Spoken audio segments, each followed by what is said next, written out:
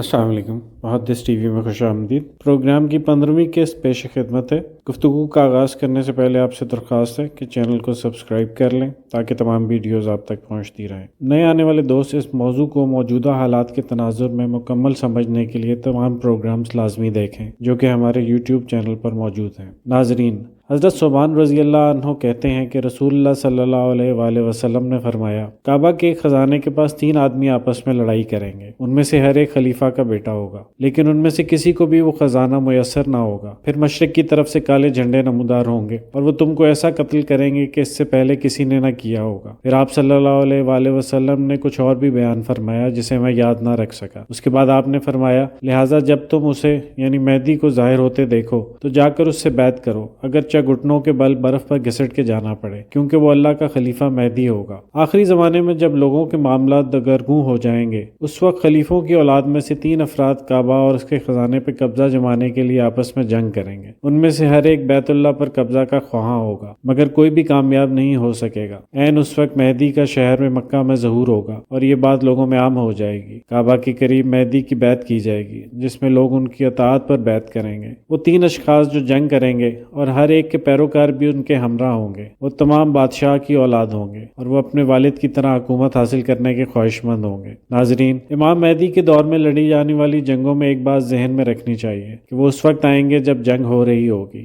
یعنی حق و باطل کا آخری مارکا۔ اس مارکے میں کوئی اس وقت تک پیچھے نہیں ہٹے گا جب تک اس کی قوت ختم نہ ہو۔ یہ جنگ بیک وقت کئی محاذوں پر چل رہی ہوگی، جیسے کہ ایک بڑا محاذ ہندوستان کا ہوگا۔ حدیث میں آتا ہے کہ رسول اللہ صلی اللہ علیہ وآلہ وسلم نے فرمایا، میری امت میں 2 گروہ ایسے ہوں گے جنہیں اللہ نے آگ سے محفوظ کر دیا ہے۔ ایک گروہ ہندوستان پر چڑھائی کرے گا اور دوسرا گروہ عیسیٰ ابن مریم علیہ السلام کے ساتھ ہوگا۔ حضرت ابو ہریرہ کہتے ہیں کہ میں نے اگر غزوہ پایا تو میں اپنا تمام مال بیچ دوں گا اور اس جنگ میں شریک ہوں گا، بس جب اللہ ہمیں فتح عطا کرے گا اور ہم واپس لوٹیں گے تو میں آگ سے آزاد ابو ہریرہ ہوں گا۔ جب وہ لشکر شام آئے گا تو میں اس میں حضرت عیسیٰ ابن مریم کو پاؤں گا اور ان کو خبر دوں گا کہ اللہ کے رسول، میں نے آپ کی صحبت اختیار کی ہے۔ یہ سن کر رسول اللہ صلی اللہ علیہ وآلہ وسلم مسکرا دیے اور پھر فرمایا، دور ہے، دور ہے۔ نعیم ابن حماد نے کتاب الفتن میں اسی طرح کی ایک روایت ذکر کی ہے کہ رسول اللہ صلی اللہ علیہ وآلہ وسلم نے فرمایا، ضرور تمہارا ایک لشکر ہندوستان سے جنگ کرے گا، اللہ ان مجاہدین کو فتح عطا کرے گا، حتیٰ کہ وہ ان کے بادشاہوں کو بیڑیوں میں جکڑ کے لائیں گے اور اللہ ان مجاہدین کی مغفرت فرما دے گا۔ پھر جب وہ مسلمان واپس پلٹیں گے تو عیسیٰ ابن مریم کو شام میں پائیں گے۔ بعض لوگوں کا خیال ہے کہ یہ جنگ محمد بن قاسم کے دور میں لڑی جا چکی ہے، لیکن یہ بات درست نہیں ہے، کیونکہ حدیث میں اسے مشروط کیا گیا ہے حضرت عیسیٰ کے نزول سے کہ ہندوستان فتح کرنے کے بعد یہ مجاہدین حضرت عیسیٰ کو پائیں گے۔ ناظرین،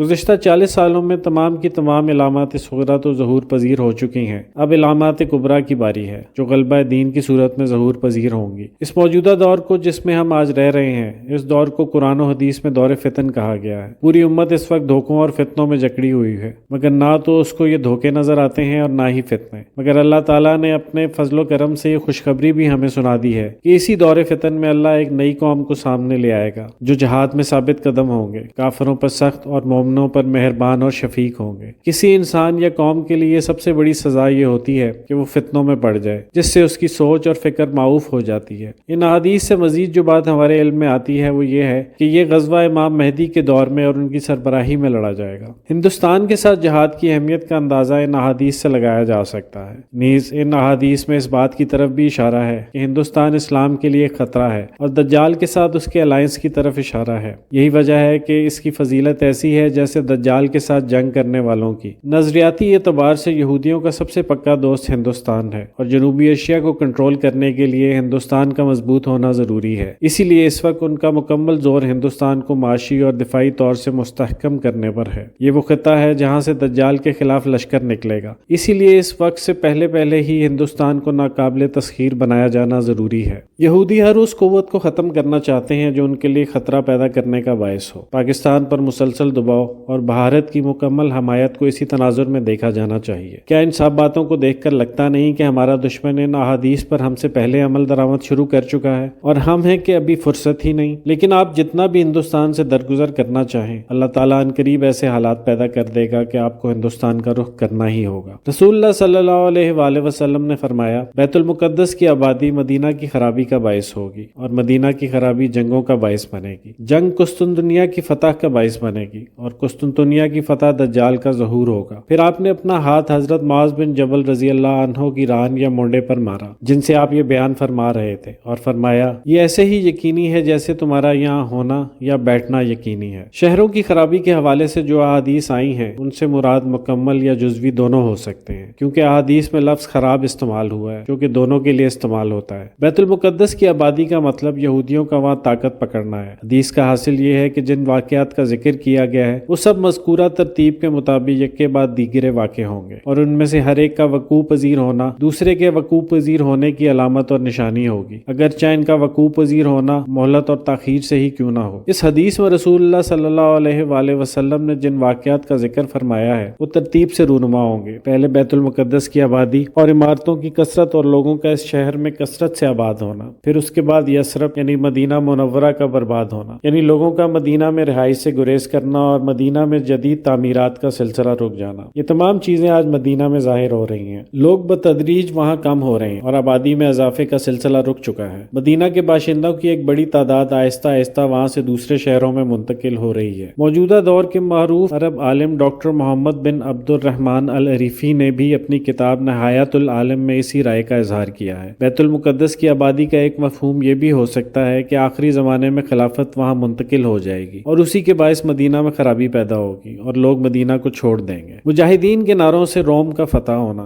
صحیح مسلم کی ایک روایت ہے کہ حضرت ابو ہریرہ رضی اللہ عنہ فرماتے ہیں کہ ایک دن رسول اللہ صلی اللہ علیہ وآلہ وسلم نے صحابہ سے پوچھا، کیا تم نے کسی ایسے شہر کے بارے میں سنا ہے جس کے ایک طرف جنگل اور دوسری طرف سمندر ہے؟ صحابہ نے عرض کیا، ہاں اللہ کے رسول، ہمیں پتا ہے۔ پھر آپ صلی اللہ علیہ وآلہ وسلم نے فرمایا، قیامت اس وقت تک نہیں آئے گی جب تک کہ بنو اسحاق میں سے 70,000 آدمی اس شہر کے لوگوں سے جنگ نہیں کر لیں گے۔ چنانچہ وہ لوگ جنگ کے ارادے سے اس شہر میں آئیں گے تو اس شہر کے باہر پڑاؤ ڈالیں گے اور شہر کا محاصرہ کر لیں گے، لیکن وہ لوگ شہر والوں سے ہتھیاروں سے جنگ نہیں کریں گے اور نہ ہی ان کی طرف تیر پھینکیں گے، بلکہ لا الہ الا اللہ اور اللہ اکبر کا نعرہ بلند کریں گے اور شہر کے دونوں طرف کی دیواروں میں سے ایک دیوار گر پڑے گی۔ اس کے بعد رسول اللہ صلی اللہ علیہ وآلہ وسلم نے ارشاد فرمایا، پھر وہ لوگ دوسری مرتبہ لا الہ الا اللہ اور اللہ اکبر کا نعرہ لگائیں گے تو شہر کے دوسری جانے والی دیوار بھی گر پڑے گی۔ اس کے بعد وہ لوگ تیسری مرتبہ لا الہ الا اللہ اور اللہ اکبر کا نعرہ بلند کریں گے تو ان کے لیے شہر میں داخل ہونے کا راستہ کشادہ ہو جائے گا اور وہ شہر میں داخل ہو جائیں گے۔ پھر وہ مال غنیمت جمع کریں گے اور اس مال غنیمت کو آپس میں تقسیم کر رہے ہوں گے کہ اچانک یہ آواز آئے گی کہ کوئی کہہ رہا ہوگا کہ دجال نکل آیا ہے۔ چنانچہ وہ لوگ سب کچھ چھوڑ کر دجال سے لڑنے کے لیے واپس لوٹ آئیں گے۔ حدیث میں جس شہر کا ذکر ہے تو اس سے مراد اٹلی کا شہر ویٹیکن ہے جہاں عیسائیوں کا بڑا پوپ ہوتا ہے۔ مختلف احادیث میں شہروں کے دروازوں اور دیواروں کا ذکر ملتا ہے تو اس سے مراد حقیقی بھی ہو سکتی ہے اور یہ بھی ہو سکتا ہے کہ اس سے مراد شہر کا دفاعی نظام ہو۔ حضرت اسحاق علیہ السلام کی اولاد سے مراد شام کے لوگ ہیں جن کا سلسلہ نسب حضرت ابراہیم علیہ السلام کے دوسرے صاحبزادے حضرت اسحاق علیہ السلام سے شروع ہوتا ہے اور وہ لوگ مسلمان ہوں گے۔ اسی سلسلہ میں ایک احتمال تو یہ ہے کہ اس شہر کو فتح کرنے والے لوگوں میں حضرت اسحاق علیہ السلام کی اولاد کے علاوہ حضرت اسماعیل علیہ السلام کی اولاد کے لوگ بھی ہوں گے جو حجاز عرب کے باشندے ہوں گے، یا ان کے علاوہ دوسرے مسلمان بھی شامل ہوں گے۔ اس صورت میں یہ کہا جائے گا کہ حضرت اسحاق علیہ السلام کی اولاد کا ذکر اختصار کے پیش نظر اور دوسرے لوگوں پر ان کو فوقیت دینے کی بنا پر ہے، اور دوسرا احتمال یہ ہے کہ اس شہر کو فتح کرنے والے لوگ صرف حضرت اسحاق علیہ السلام کی اولاد میں سے ہوں گے، ہتھیاروں کے ذریعے جنگ نہیں کریں گے اور بعد میں پھر یہ ارشاد فرمایا کہ نہ ان کی طرف تیر پھینکیں گے اور شہر فتح کر لیں گے۔ اس حدیث میں مزید فرمایا گیا ہے کہ مسلمانوں کے درمیان ایک آواز آئے گی کہ دجال نکل آیا ہے، تو یہ شیطان ہوگا جو اچانک یہ اعلان کرے گا کہ تمہاری عدم موجودگی میں دجال تمہارے گھروں تک جا پہنچا ہے، اور جب مسلمان یہ اعلان سن کر دجال کی تلاش میں نکلیں گے تو معلوم ہوگا کہ وہ ایک جھوٹا اعلان تھا، لیکن اس کے کچھ وقت بعد ہی دجال نکل آئے گا۔